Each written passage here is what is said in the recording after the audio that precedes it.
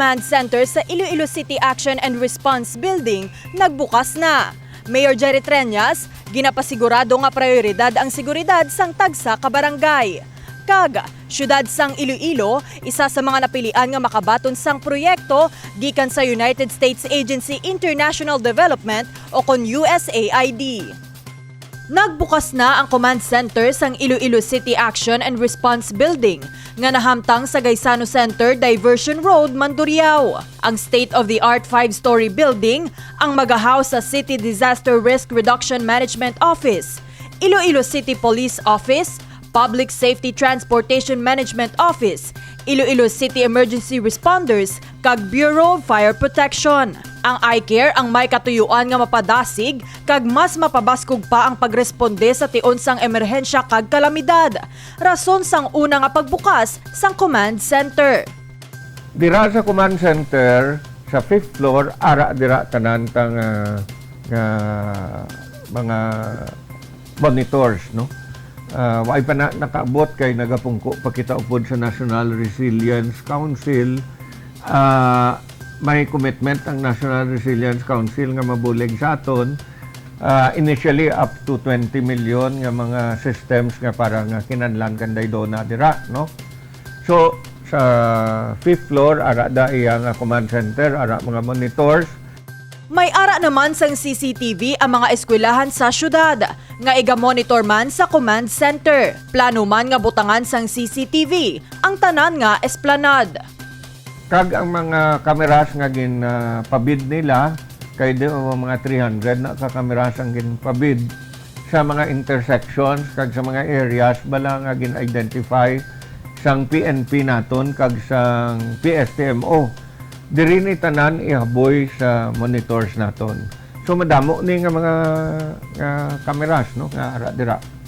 Agud mapasigurado man ang seguridad sa mga kabaranggayan, nagtukod man sang iCare substation sa palibot sang syudad.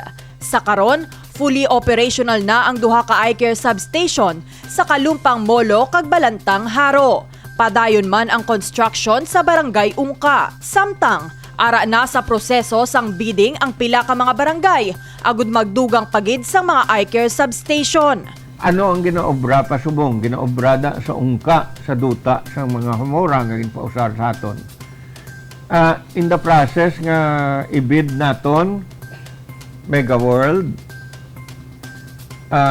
sa Molo, sa kilid sang Ikag, sa Nabitasan, sa Esperanza, sa Suok, no?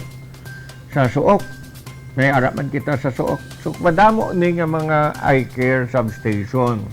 Suno kay Mayor Treñas, gintukod ang ini nga mga iCare substation, agud ilapta ang mga kapulisan sa syudad. Ang Iloilo City Action and Response Command Center ang magabulig sa pagpabaskog sang kapasidad sang syudad sa tion sang emerhensya kag kalamidad. Ini ang nagatuyo man nga mapadasig ang aksyon, partikular na sa disaster response.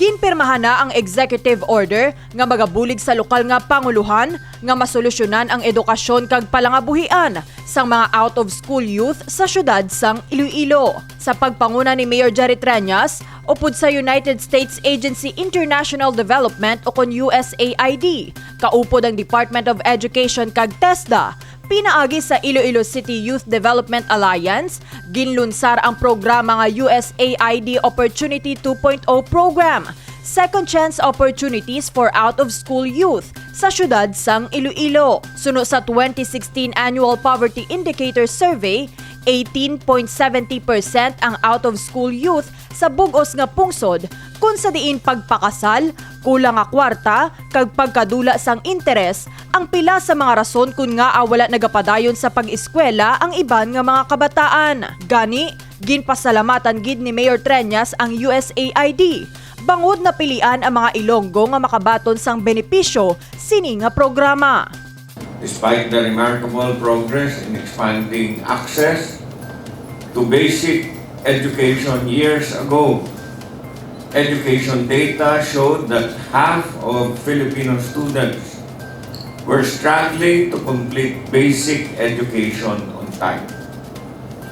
It is in this light that I would like to commend USAID for another stellar project, Opportunity 2.0, second chance opportunities for out-of-school youth, which will provide relevant education, employable skills, and work experience. With DepEd and TESDA as your partners in this project, I believe that we could be able to extract the best possible outcome. Ang ini nga programa ang magabulig sa Iloilo City Government nga maghatag sang dugang nga oportunidad kag edukasyon sa mga kabataan, ilabi na sa mga out-of-school youth sang syudad. The reason why we are here today to provide solution to this upward trend of out-of-school youth, which is detrimental to our youth, as it is implemented by the Education Development Center in collaboration with my fellow colleagues in the government service and private organizations. We believe and we hope that we can leverage range of resources to maximize the potential of the Filipino youth, particularly those who are out of school or unemployed. With the right knowledge, opportunities, attitudes, skills, they will play a pivotal role in this great country's growth and success. Kabahin sang Wheels program ni Mayor Jerry Treñas ang edukasyon. Gani, ginalauman nga magahatag ini sang kahigayunan kag tsansa sa mga Ilonggo. Agud mapadayon ang ila pag-eskwela kag mahatagan sang nagakaigo nga kaalam nga luyag nila magamit sa pagpangabuhi. Justine Catalan para sa Level Up Patrol.